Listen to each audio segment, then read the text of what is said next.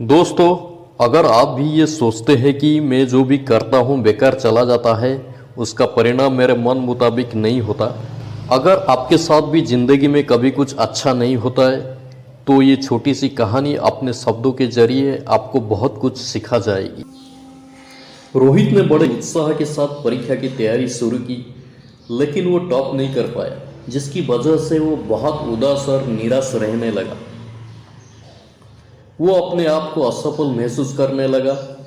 अब उसका पढ़ाई में पहले की तरह लगा भी नहीं रहा।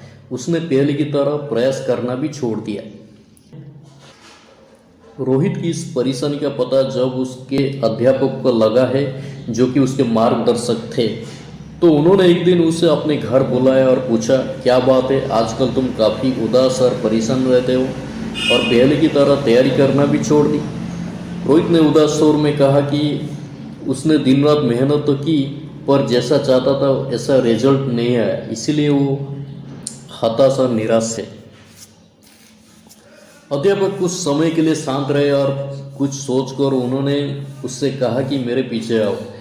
वो उसे टमाटर के पौधे के पास ले गए और बोले कि टमाटर के इन खराब और मरे हुए पौधों को देखो। जब मैंने इस पौधे को बोया था तो मैंने बहुत मेहनत की और पूरी दिल से इसकी देखभाल भी की थी। मैंने समय समय पर सही मात्रा में पानी दिया, खाद भी डाली और कीटनाशक का छिड़काव भी किया, पर फिर भी ये खराब हो गया।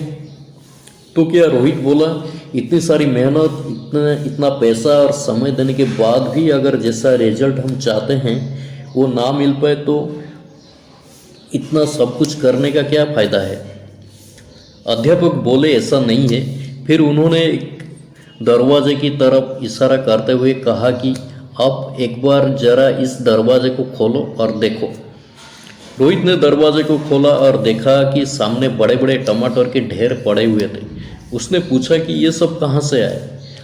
अध्यापक बोले, टमाटर के एक पौधे का खराब होने का मतलब ये नहीं है कि सभी के सभी पौधे खराब हो गए।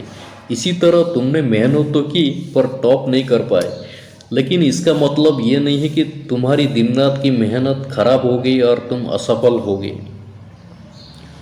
तुमने पाया तो बहुत बहुत कुछ, लेकिन तुम्हें सिर्फ इसका नकारात्मक हिस्सा ही दिख रहा है, जबकि सकारात्मक पहलू तो छुपा हुआ है, जो कि सही समय आने पर दिखेगा।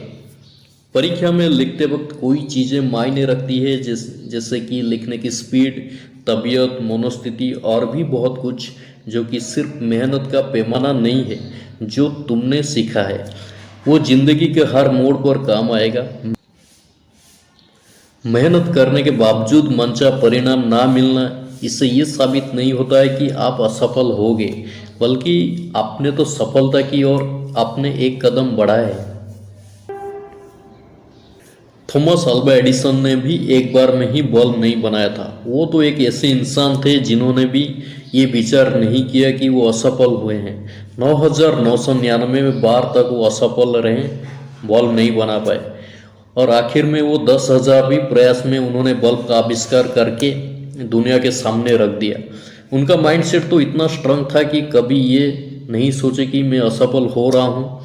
उनके मुताबिक तो वो 9,999 में वो तरीके जान गए हैं जिनसे कि बल्ब नहीं बनाया जा सकता है। जैक मा, जिनसे मैं भी खुद बहुत प्रभावित हूँ, उन्होंने ना जाने कितने ही बार जॉब के लिए अप्लाई किया, हर बार उन्हें रिजेक्ट कर दिया गया, और ये बात उनके लिए एक प्रेरणा बन गई और उन्होंने एक ऐसी कंपनी की शुरुआत करके दुनिया के सामने रख दी जिसे हम आज अलीबाबा के नाम पे जानते हैं। दोस्तों, मेरे लाइफ में भी कुछ साल पहले ऐसे ही सेटबैक आया था। उस टाइम मैंने बहुत पॉजिटिव मोटिवेशनल बुक्स रीड करके वहाँ से बाहर आ गया। अगर इन्होंने भी अपने आप को एक फेलुअर समझा होता तो आज वो इतने अमीर नहीं बन पाते। निराश होने की जगह ये सोचे कि तुमसे कहाँ चूक हुई और उस चूक को सुधारने की कोशिश करें। ये बात उन सब पर लागू होती है जो जीवन में कुछ करना चाहते हैं और लाइफ में आगे बढ़ना चाहते हैं। दोस्तों, जब रेस लंबी हो तो ये मायने नहीं रखता है कि कौन कितनी तेज़ी से दौड़ रहा है, मायने तो ये रखता है कि कौन कितनी ज़्यादा देर तक दौड़ सकता है। रोहित ने अब सफलता का पाठ पढ़ लिया है। वो अच्छी तरह से समझ चुका है कि उसे अब क्या करना चाहिए। वो एक नई आशा और उमंग के साथ अपनी सफलता की राह में आगे बढ़ चला है। दोस्तों, ये वीडियो आपको कैसा लगा आप लाइक और कमेंट करके बस बता सकते हैं। So keep inspiring, keep motivating and keep growing.